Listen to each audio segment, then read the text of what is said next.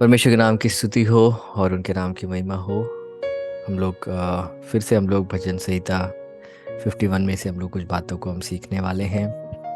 और आज का जो वचन प्रभु ने हमारे मध्य में भेजा है, ये ये वचन हम में से काफ़ी लोगों को पता है, परंतु आज परमेश्वर हमसे किस विषय में बात करना चाहता है उसको हम लोग सीखेंगे। भजन संहिता 51 का 10, 11 और 12 उसमें ऐसे लिखा है, हे परमेश्वर मेरे अंदर शुद्ध मन उत्पन्न कर और मेरे भीतर स्थिर आत्मा नए सिरे से उत्पन्न कर। मुझे अपने सामने से निकाल ना दे और अपने पवित्र आत्मा को मुझसे अलग ना कर। अपने किए हुए उद्धार का हर्ष मुझे फिर से दे और उदार आत्मा देकर मुझे संभाल। तो यहाँ पे दाऊद जो प्रार्थना कर रहा है, हम में से काफ़ी लोग इस प्रार्थना को हम लोग करते हैं और काफ़ी गीत भी लिखे गए हैं इस प्रार्थना में। परंतु उसका जो संदर्भ है काफ़ी बार हमें समझ ना आने के वजह से हमें लगता है कि एक साधारण प्रार्थना है या कोई ऐसी प्रार्थना है जो हम सबको हमेशा करना चाहिए, है ना। परंतु इसके कुछ कुछ भाग हैं जो एक एक पर्टिकुलर एक संदर्भ में दाऊद ने किया है। वो संदर्भ क्या है? उसने बातशीबा के साथ उसने व्यभिचार किया। बातशीबा ऑलरेडी वो शादीशुदा थी और दाऊद भी शादीशुदा था, परंतु उसने उस व्यभिचार को वो कर बैठा, उस पाप में गिर बैठा। उसको उसने छुपाने की कोशिश करी, दूसरा पाप, और तीसरा पाप उसने उस छुपाने के उस कोशिश में उसने उस बातशीबा के पति की मृत्यु भी उसने करवा दी। ठीक है। तो इस सब के मध्य में उसका हृदय, उसका परमेश्वर के सम्मुख उसका कठोर होने लग गया और उस पूरे समय वो अपने राजगद्दी से हटा नहीं। तो ये बहुत ही एक अहमियत वाली बात है हमें समझने के लिए। हम लोग सॉल के संदर्भ में भी जब देखते हैं यही सेम देखते हैं। जब वो पाप में गिरता है और परमेश्वर जो वायदा करता है कि अब मैं एक राजा को मैं इज़राइल के लिए चुनूंगा, तो सॉल वहाँ से काफ़ी साल तक वो वहीं का वहीं रहता है ना। तो काफ़ी बार परमेश्वर का न्याय तुरंत ना गिरने के वजह से लोग कठोर हो जाते हैं। लोग सोचते हैं कि परमेश्वर ने नहीं देखा है, परमेश्वर इससे क्या कहते हैं, सहमत है जो उन्होंने करा है। परंतु परमेश्वर वास्तव रीति में क्या कर रहा होता है? परमेश्वर मौके दे रहा होता है कि मन फिरा सके। परमेश्वर हमसे चाहत रखता है कि हम लोग मन फिराव के साथ उनके उपस्थिति में आने पाए। तो यहाँ पे दाऊद अपने इस अवस्था में उसको एक बात समझ आया, जब परमेश्वर ने अपने दास को भेजा, क्या कहते हैं, नाथान नाम का जो भविष्यवक्ता आता है, उसने अपने जान को जोखिम में डालकर उस राजा के सामने आया जिस राजा ने अपनी गलती को छुपाने के लिए उसने एक व्यक्ति की उसने मृत्यु उसने करवा दी। परंतु परमेश्वर के आत्मा की प्रेरणा से नाथान जो था वो भविष्यवक्ता आके बोलता है कि दाऊद तू है वो पापी मनुष्य। उसके मुंह पे देखकर परमेश्वर का दास वहाँ पे बोलता है और उसको, दाऊद को वो चीज़ उसके हृदय में उसको लग जाता है। तो मेरे प्रियो, काफ़ी बार परमेश्वर के सच्चे जो दास है, सच्चे जो भक्त हैं, उनसे हम क्यों दोस्ती बना के रखना नहीं चाहते? क्योंकि वो काफ़ी बार वो परमेश्वर की आत्मा की प्रेरणा से हमें आकर वो हमारे गलतियों को रूबरू कराते हैं, परंतु हम उसे आशीष नहीं मानते हैं। परंतु अगर दाऊद के संदर्भ में अगर हम बात करेंगे, हमारे संदर्भ में बात करेंगे, तो परमेश्वर ऐसे दासों को, ऐसे लोगों को परमेश्वर हमारे लिए एक आशीष के रूप में रखा है, ताकि वो आके हमारे कमियों को, हमारे गलतियों को, हमारे पापों को हमसे रूबरू कराने पाए। तो यहाँ पे हम देखते हैं कि जब उसको इस चीज़ का बोध हो जाता है, वो उस चीज़ को अंगीकार करता है और परमेश्वर बताता है कि तू नहीं मरेगा, परंतु तूने जो करा है उसका जो जो परिणाम था, उस परिणाम को परमेश्वर वहाँ पे तेरे पास से ले लेगा। मतलब उस बच्चे को, जो बच्चा जो उस व्यभिचार में पैदा हुआ है, उसको तेरे साथ, तेरे पास में से परमेश्वर वापस ले लेगा। और उसके बाद हम देखते हैं कि परमेश्वर वहाँ पे कुछ कुछ बातें उसके विषय में कहते हैं जो उसके परिवार में बाद में जाके होता भी है ना। परंतु परमेश्वर उसके पापों को उसको माफ़ कर देता है। तो इससे हमें क्या समझ आता है? काफ़ी बार जो हम करते हैं परमेश्वर हमें माफ़ तो कर देगा, परंतु उसका जो उसके वजह से जो होना है उसको परमेश्वर नहीं हटाएगा। जैसे कि फॉर एग्जाम्पल, अगर आप में से कोई अगर ट्रैफिक लाइट अगर आप काट के जाते हैं, तो शायद परमेश्वर आपको उस एक्सीडेंट से बचा देगा जो वहाँ पे होना था, परंतु क्योंकि आपने नियम को तोड़ा है तो उसके लिए आपको चालान मिलेगा, वो अवश्य है। तो इस बात को हमें बाइबल में हमें समझना है, क्योंकि बाइबल बताती है जो शरीर में बोता है वो शरीर में काटता भी है ना। तो इसलिए आप बहुत ध्यान दें आप किस चीज़ से आप अपने शरीर को आप रूबरू कराते हैं। बाइबल बताता है कि जो जो शरीर की नाई चलता है वो मृत्यु की ओर, और वहाँ पे काफ़ी चीज़ें लिखी है उसकी ओर जाता है, परंतु जो आत्मा के हिसाब से चलता है वो आत्मा के द्वारा वो खुशी और शांति को वो अनुभव करता है। तो दाऊद यहाँ पे जो प्रार्थना करता है वो है आज जो हमने जो रीड किया था, हे परमेश्वर मेरे अंदर शुद्ध मन उत्पन्न कर। ये प्रार्थना हम सब के सब कर सकते हैं कि परमेश्वर मेरे अंदर एक शुद्ध मन चाहिए। ये शुद्ध मन वाले, बाइबल बताता है यीशु ने पहाड़ी उपदेश में सिखाया कि शुद्ध मन वाले वो परमेश्वर को देखेंगे। हालेलुया। तो अगर परमेश्वर के अगर आपको कार्यों को अपने जीवन में अगर देखना है तो आपका हृदय आपको शुद्ध रखना पड़ेगा। वो बहुत मुश्किल है मेरे प्रियो, परंतु ऐसा नहीं है कि कभी नहीं हो सकता है। परंतु आप अपने हृदय को, अपने मन को कैसे शुद्ध रखेंगे? भजनकार ने 119 भजन में पूछा कि एक नौजवान अपने अपने हृदय को वो कैसे शुद्ध कर सकता है, अपने आप को कैसे शुद्ध कर सकता है? तो वो वहाँ पे उत्तर देता है परमेश्वर के वचन को अपने हृदय में रख छोड़ने से। वो बोलता है कि मैंने परमेश्वर के वचनों को अपने हृदय में रख छोड़ा है ताकि उसके विपरीत मैं पाप ना करूं। तो परमेश्वर का वचन अगर हमारे हृदयों में है मेरे प्रियो, तो हम लोग देखेंगे कि पाप से हम दूर रहेंगे। हमारे हृदय में छल और कपट की भावनाएं जो आएंगी तो भी हम उसके ऊपर हम विजयी हो जाएंगे। हालेलुया।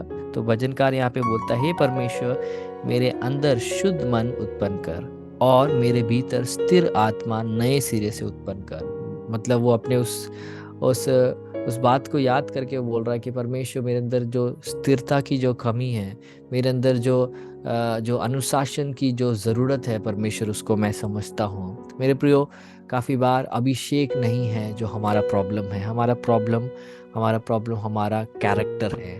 तो अगर हमारे पास परमेश्वर की ओर से अगर सामर्थ्य है, परंतु अगर हमारा कैरेक्टर अगर सही नहीं है, अगर हमारा स्वभाव सही नहीं है, तो उस अभिषेक को भी हम काफ़ी बार क्या कर लेंगे, हम जैसा परमेश्वर चाहता है उस अभिषेक के द्वारा हम आगे नहीं बढ़ पाएंगे। तो दाऊद इसलिए बोल रहा है कि हे परमेश्वर मेरे भीतर स्थिर आत्मा नए सिरे से उत्पन्न कर। उसके बाद वो बोलता है, मुझे अपने सामने से निकाल ना दे और अपने पवित्र आत्मा को मुझसे अलग ना कर। तो यहाँ पे दाऊद जब ये कह रहा है मेरे प्रियो, इसका भी एक संदर्भ है कि दाऊद ऐसा क्यों बोल रहा है। ठीक है, दाऊद को ऐसा बोध क्यों आया कि अगर हम पाप में अगर जीते रहेंगे तो उससे कुछ हमारे जीवन में फर्क पड़ता है। ये प्रार्थना उसने क्यों करी? उसने बोला कि मुझे अपने सामने से निकाल ना दे और अपने पवित्र आत्मा को मुझसे अलग ना कर। क्योंकि दाऊद अच्छे से जानता था जो पहला राजा था सॉल, जो कि बाइबल बताता है कि इजराइलियों में सबसे लंबा था वो। बाइबल बताता है कि परमेश्वर ने सॉल को इस्तेमाल करा, परंतु बाइबल ये भी बताता है कि परमेश्वर ने सॉल को अपने उपस्थिति से दूर कर दिया क्योंकि उसने परमेश्वर की आज्ञा नहीं मानी। और हम देखते हैं कि परमेश्वर ने अपने आत्मा को उसके ऊपर से हटाकर उसको सताने के लिए एक दुष्ट आत्मा को भेजा। तो इसका बोध दाऊद को अच्छे से था, क्योंकि दाऊद वो व्यक्ति था जिसको सॉल ने अपने अपने दरबार में रखा था ताकि जब ये दुष्ट आत्मा से उसको जब पीड़ा हो तो ये अपनी वीणा को बजाए और उससे उसको थोड़ी राहत मिले। तो जैसे ही इसने ये वचन सुना, उसने इस बात को समझते हुए उसकी रूह कांप उठ गई और उसने बोला कि हे परमेश्वर मुझे अपने सामने से निकाल ना दे और अपने पवित्र आत्मा को मुझसे अलग ना कर। तो वो इस बात को भली भांति जानता था कि परमेश्वर अपनी आत्मा को हटा सकता है। परमेश्वर की उपस्थिति को परमेश्वर हमसे महसूस करने से हमसे दूर कर सकता है। इसलिए वो वहाँ पे रो रो कर वो परमेश्वर के सामने प्रार्थना करता है। आखिरी वचन को हम देखेंगे, उसमें लिखा है, अपने किए हुए उद्धार का हर्ष मुझे फिर से दे। यही आयत उसने पिछले कुछ आयतों पहले उसने इसी सेम चीज को बताया कि खुशी से परमेश्वर मेरे हृदय को फिर से तू भर दे। जो एक खुशी है मेरे प्रियो, जो बचाए हुए नए जन्म प्राप्त करे हुए पवित्र आत्मा के द्वारा जीने वालों के जीवन में एक खुशी और एक शांति है जो सिर्फ परमेश्वर ही दे सकता है।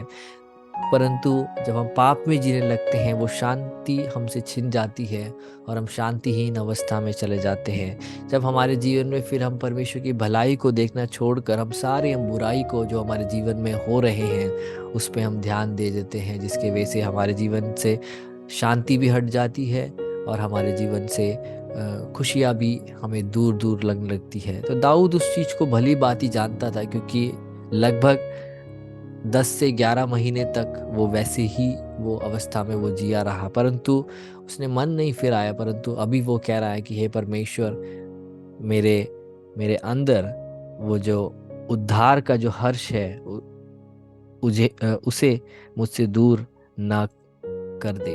हम में से कितने लोग इस विषय के लिए हम लोग प्रार्थना करेंगे, परमेश्वर मैं हर समय आपके उद्धार से जो जो खुशी जो मुझे मिली है, जो शांति जो मुझे मिली है, जो परमेश्वर का प्रेम जो मुझे मिला है परमेश्वर, हल जो अनंत जीवन का जो प्रकाशन मिला है प्रभु, उससे मैं कभी भी मैं भटकने ना पाऊँ। कोई भी बात, कोई भी पाप, कोई भी रिश्ते, कितनी अच्छी नौकरियाँ, कितने अच्छे भी चीज़ें मुझे संसार दे दे तो भी प्रभु मुझसे ये बातें मेरे हृदय में से ना छीनने पाए। आज हमें प्रार्थना करना है इस विषय में। और उसके बाद वो बोलता है, और उदार आत्मा देकर मुझे संभाल। बोलता है एक स्थिर आत्मा मुझे दे दे परमेश्वर।